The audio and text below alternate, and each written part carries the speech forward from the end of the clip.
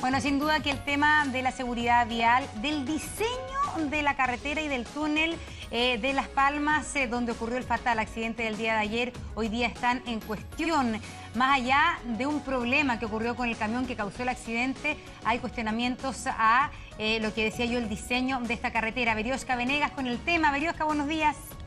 Buenos días, Polo. Montserrat, ustedes lo señalaban y ayer lo informábamos en el E13 de tarde cuando sucedió el accidente, un fatal accidente que dejó a 6 víctimas fatales, a 7 heridos, uno de ellos de gravedad y que a todos dejó impactados por la magnitud que se generó, las explosiones. Ahí vemos que llamaron la atención de las personas que pasaban y también de testigos que tuvieron que ir a auxiliar a las personas que quedaron heridas en el lugar. Esto pone completamente en debate, en cuestionamiento lo que tú señalabas, Montserrat, que es la seguridad vial en esta ruta, específicamente ahí en el ingreso a este túnel, el túnel Los Gemelos, donde se registró este accidente. Y es lo que vamos a hablar el día de hoy con Francisco Fresar, profesor de Ingeniería de la Universidad Católica, experto en seguridad vial, en relación a las medidas que se deberían tomar para evitar este tipo de situaciones. ¿Cómo está? Muy buenos días, profesor.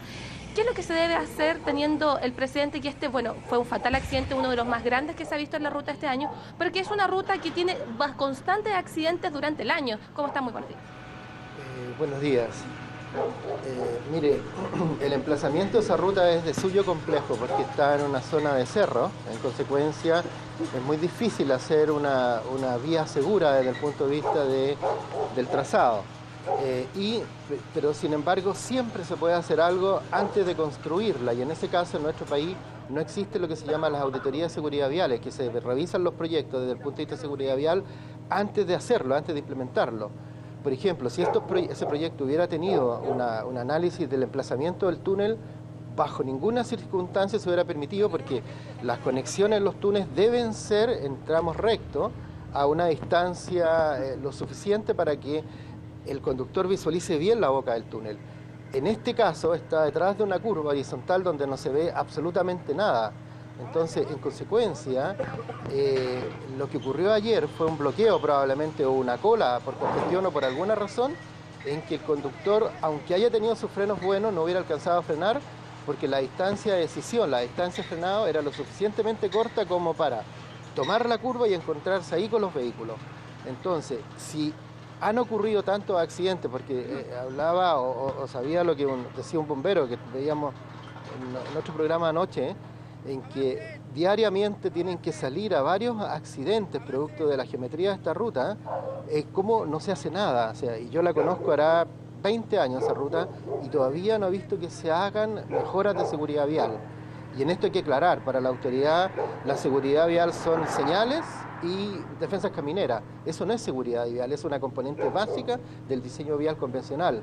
Entonces, en ese caso, por ejemplo, en la curva, en que no se ve nada, se debe hacer quizás un corte en el talud del cerro, un pequeño corte de modo que uno pueda ver, o señalizar en extremo esa curva o poner algún sistema de detección mediante espira, mediante cámara de televisión, que al otro lado, primero que todo, hay un túnel y que podría haber vehículos.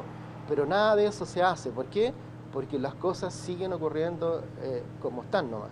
Profesor, dentro de su expertise, el accidente que se generó ayer fue en el ingreso de este túnel Los Gemelos de la ruta Las Palmas, pero como usted también lo señalaba, bomberos van varias veces a diferentes eventos al día de diferentes accidentes. ¿Qué es lo que se debería hacer en la ruta completa, pensando que en primera instancia esta ruta iba a ser solo usada por vehículos pesados? Vamos a ver una gráfica de cómo es la ruta para que podamos ir identificando también los detalles, lo compleja que es y cómo es y qué es lo que debería hacerse para evitar todo este tipo de incidentes que finalmente dejan a personas fallecidas, como fue en el caso de ayer. Claro, si nosotros vemos en esa gráfica que ahí se ve, en el centro más o menos del círculo hay una parte blanca.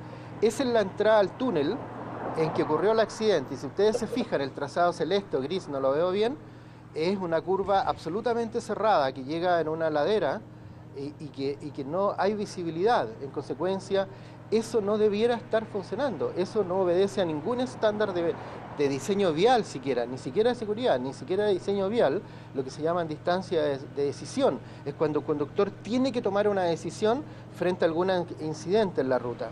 En consecuencia, el conductor llega ahí, se encuentra con que hay una cola de vehículo y no alcanza a frenar nada, no hay tiempo de reacción. Recordemos que el tiempo de reacción en áreas rurales es al menos 2,5 segundos. De hecho, aquí en esta gráfica podemos ver cómo se generó el accidente, cómo habría sido específicamente y toda la cantidad de vehículos que se vieron involucrados. Recordemos que había una congestión en ese lugar y es por eso que más de 10 vehículos se vieron involucrados en este accidente. Usted señalaba hace un rato, profesor, que deberían cortar una ladera de cerro para poder evitar este tipo de accidentes.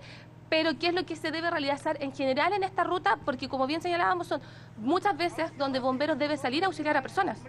Sí, a ver, yo decía que hay que mejorar la visibilidad, probablemente haciéndole un corte a la ladera. Esa es una solución básica y muy fácil de hacer. Llama la atención por qué no se ha hecho en 20 años, pero bueno, ¿qué se debe hacer? Desafortunadamente esa ruta en un trazado tan accidentado como ese es la alternativa que definió para el transporte de carga al puerto de Valparaíso, de modo que evitaran la ciudad de Viña del Mar y Valparaíso. En consecuencia, esa es una ruta esencialmente hecha para vehículos pesados, pero obviamente tiene que acoger los vehículos livianos. ¿Y muy cortito, controles de velocidad sería también una solución?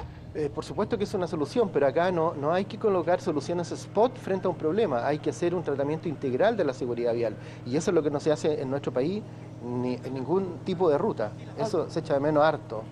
Ok, le agradecemos al profesor por todos los detalles. Lo cierto es que estaremos también atentos a la situación de las 100 personas que se mantienen heridas, una de ellas de gravedad, Polo Montserrat, en este accidente que lamentablemente dejó a 6 personas fallecidas. Gracias, Veriosca Venegas, con la información. Buenos días.